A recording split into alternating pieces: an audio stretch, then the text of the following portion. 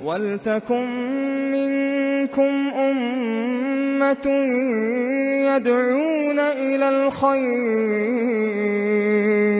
يَدْعُونَ إِلَى الْخَيْرِ وَيَأْمُرُونَ بِالْمَعْرُوفِ وَيَنْهَوْنَ عَنِ الْمُنكَرِ وَأُولَئِكَ هُمُ الْمُفْلِحُونَ۔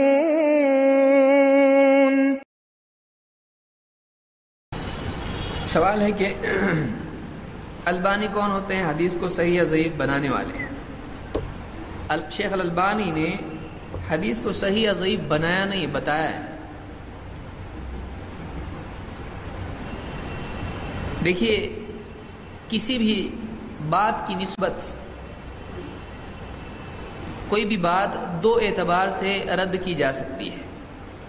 ایک، اس بات کی نسبت قائل سے صحیح ہے یا نہیں۔ دو، وہ جو بات ذکر کی جا رہی ہے وہ حقیقت کے مطابق ہے یا نہیں۔ جیسے کوئی آدمی کہے کہ شراب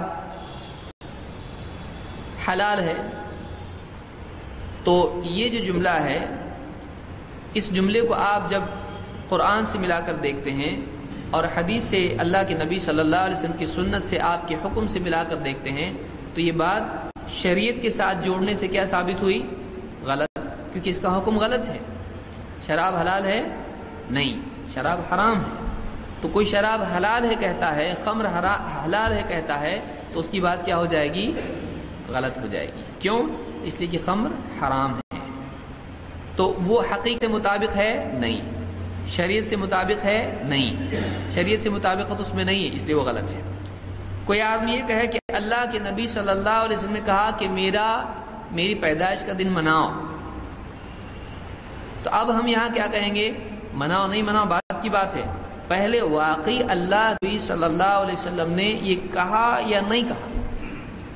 تو اب اس کے لیے کیسے معلوم پڑے گا؟ آج تو آپ ہے نہیں موجود ہمارے درمیان، تو پھر یہ بات کس نے ہم سے کہی؟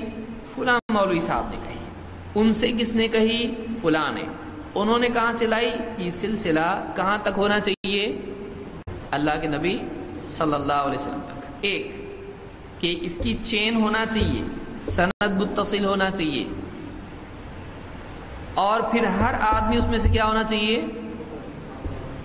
عدل و ضبط کے اعتبار سے معتبر ہونا چاہیے، یادداشت اور تقوی کے اعتبار سے قابل اعتماد ہونا چاہیے۔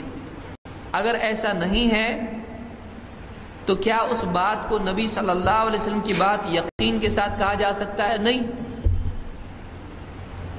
ایک جھوٹا آدمی سچے کے بارے میں کچھ بولے کہ اس نے ایسا ایسا کیا ہے، کیا کریں گے آپ؟ تو آپ خبر، وہ آدمی خود معتبر نہیں ہے، اس کی خبر آپ کیسے قبول کر سکتے ہو؟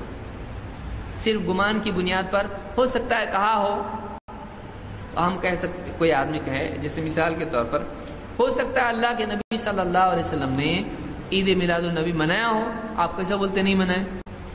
ہم کہتے ہیں پھر اگر ایسا ہے کہ ہو سکتا ہے، تو ہم یہ کہہ سکتے ہیں کہ ہو سکتا ہے اللہ کے نبی صلی اللہ علیہ وسلم نے عید میلاد النبی منانے سے منع کیا ہو، تو ہو سکتا ہے میں دونوں بھی۔ بعض لوگ جب بدعت سے منع کیا جاتا ہے تو کیا کہتے ہیں؟ ہو سکتا ہے کیا ہو اللہ کے نبی صلی اللہ علیہ وسلم، ہم کو معلوم نہ پڑا ہو،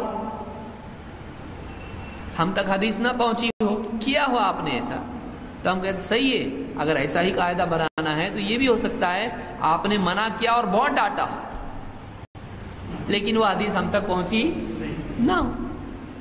تو ایسا ہو سکتا ہے، پر دیانت قائم کی جائے تو پھر ہو سکتا ہے دین کے نام پر نیا دین ایجاد کیا جائے، تو کوئی بھی آدمی کچھ بھی کرنا شروع کرے گا، تو ہو سکتا ہے اس سے دین بنایا جا سکتا ہے؟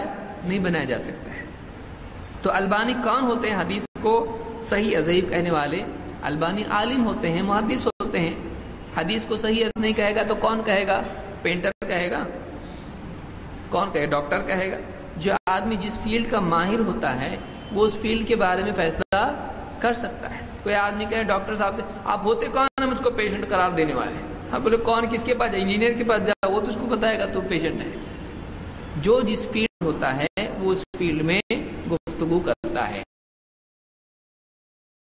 سبحان اللہ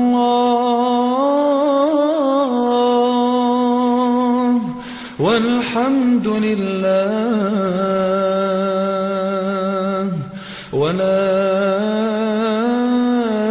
إله إلا الله والله أكبر سبحان الله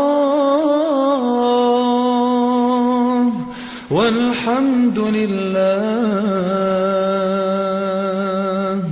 ولا